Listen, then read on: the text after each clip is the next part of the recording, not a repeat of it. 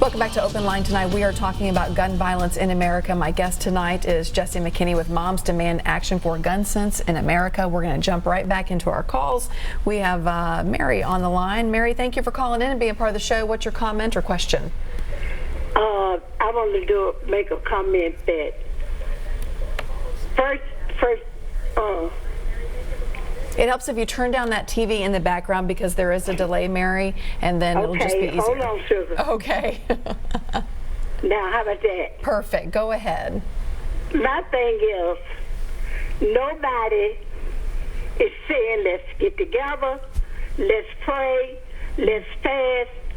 Only what I do know and what I know that I read in my Bible, God says nothing can happen unless he allow the devil to do it.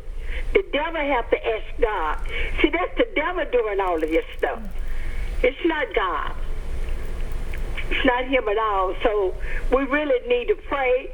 And I tell you, a lot of that stuff, they shows on TV like that violent movies and when showing people how they kill people. A lot of that comes from TV too.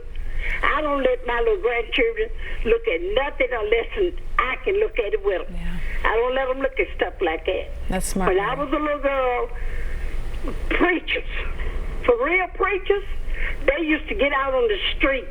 They used to make pits, and we used to go when we were little and hear the word about the Lord. And that's what we need. God said America have turned their back on him. Mm-hmm. And this is some of the stuff, it's our punishment. We getting punishment from it. So I advise everybody, turn, pray, give your life to Christ. That's the best thing you can do. Because the world is finna end. It won't be too long. Mary, thank you for sharing with us. Thank you for listening to me. Sure. But pray. I hear you, Mary. Thank you so very much. You're quite welcome. All right, have a good night. Have a good night. You too. You too. Let's move on to Roger. Roger's with us tonight. Go ahead, Roger. I hear you, Mary. Thank you so very much. Roger, if you turn down that TV in the background, we're on a delay, so it'll help just with the call a little bit. And you can go ahead with your question or comment. Let me turn my TV down. Okay, go ahead. Okay. Yes, sir. I want to make a comment about the background checks. I've heard that several times. I don't think, in my opinion, that background checks are going to do anything. Every shooter that has committed a shooting here in Tennessee or in Charleston, you got the Antioch church shooter, the Waffle House shooter, all of those people got their guns that had gone through background checks before they got them. I cannot remember ever in recent history of anybody committing a mass shooting that the gun didn't go through the background check system. I don't think it works. It's not the answer that everybody's looking for. It is a way for the government to register guns where they can trace them, but it's not going to prevent it, in my opinion. I mean, I cannot think of a single shooting where even the senator got shot in Arizona. That man bought that gun legally, and you hear that time and time again.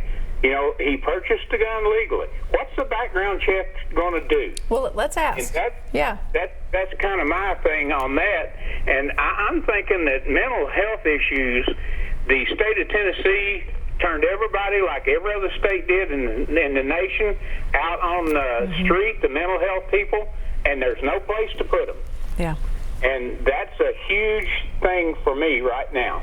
I'll shut up and let you all comment. All right. But I just don't think the background system is going to work. Okay, let's talk about it a little bit more, because Roger, I know you're not the only person who feels that way. What has been your sense in this part of it? Yeah, you know, I think it's an interesting perspective, and background checks won't prevent every mass shooting and every shooting in America. And it's not the catch-all answer for every problem, but it's somewhere to start.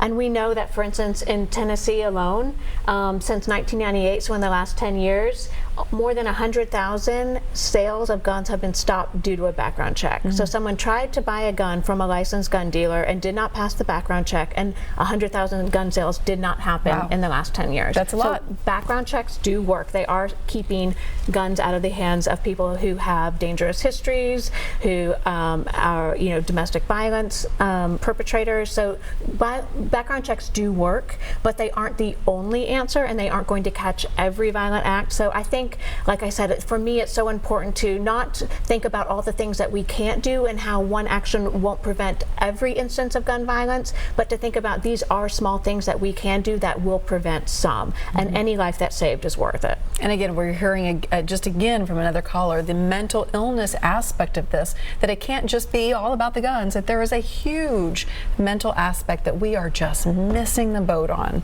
It seems completely in this country right now.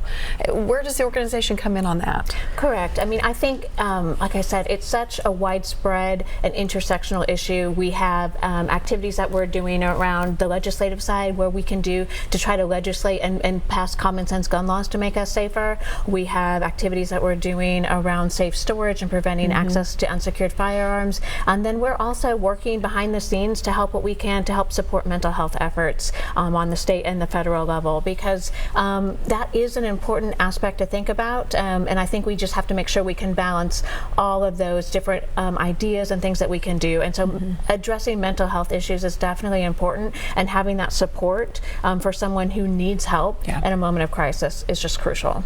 Let's get back to the lines. Eddie is waiting for us. Hi, Eddie. Thanks for being part of the show tonight. Yes, how you doing? I'm good. How are you?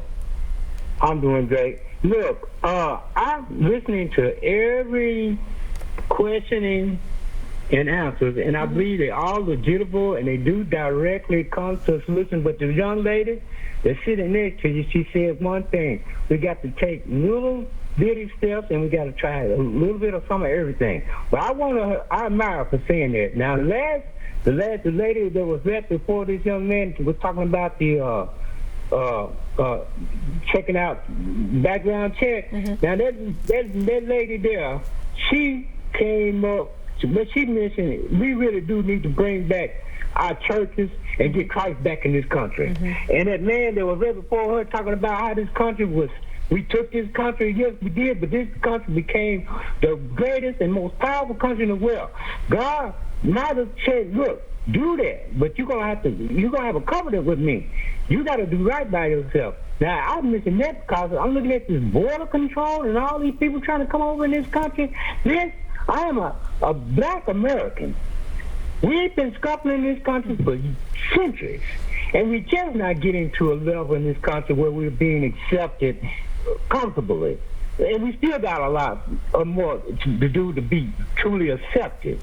So how is it going to be possible to flood this country through all these good Samaritan American people that always want to say the dogs and the cats, but I don't never see them distributing any money or anything to help do that.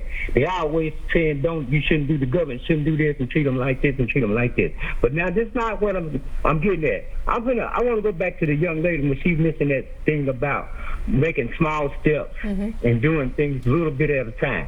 One thing I can give you a concept on, when you look at our TV, we got additional channels now. TVs are made remarkably outstanding. But, and it gave us all these extra channels. I know when I came up, we only had 3 channels. Now we got over 15 different, 20 to 80 different channels if you can get them all. And I noticed something. Those doctor commercials and those lawyer commercials are overseeing. And then when you look, and I'm not getting on you guys, of course, y'all do y'all job, and that's what y'all supposed to do. But I see where too much of this boasting in the news about gun shootings and this and that, I mean, it's all over the place. And then now, this is what I'm basically wanting to say at the end, because it should have been quite simple, and I didn't mean to go this far with it. But if you notice something, when my nieces and nephews get out of school, and they come home, they done did their homework, we done ate dinner and everything. When we get down to sit down and relax for the little couple of hours we have before it's time to go to bed, for them to get up and go to school, and the parents to go to work. You know what they watching on TV? What we got to watch on TV if we are not forced to go into paying high-priced cable bills. All right? Even if we pay high-priced cable bills, it's pretty much the same thing.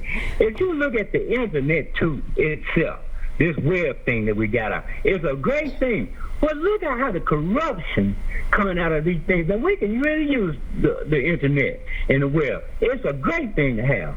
But corruption is coming out of these things like a wild storm. I mean, if these kids, look, I'm gonna make it. Eddie, I'm gonna have to cut you off because we do have to go to commercial break. Okay, I'm gonna finish because they're here. My kids coming in, they got the news to watch, it's killing them. Then they got CSI Miami this, CSI Miami that. Police shows everywhere. Nothing on there showing any love or respect, like the old movies we used to have when you could watch TV and with your family and really get some meaningful morals out of it. Everything is about a gun, a police show here, a police show there. Then them doctors and lawyer commercials come on. Then the news on more. You know the two biggest things coming on TV right now on free TV, the news and those doctors and lawyer commercials. Now that's all Eddie, I got to say. I must have to leave it there because we have to go to commercial break. How ironic is that? But Eddie, thank you for calling in. I appreciate it. We're going to come right back. Stay with us.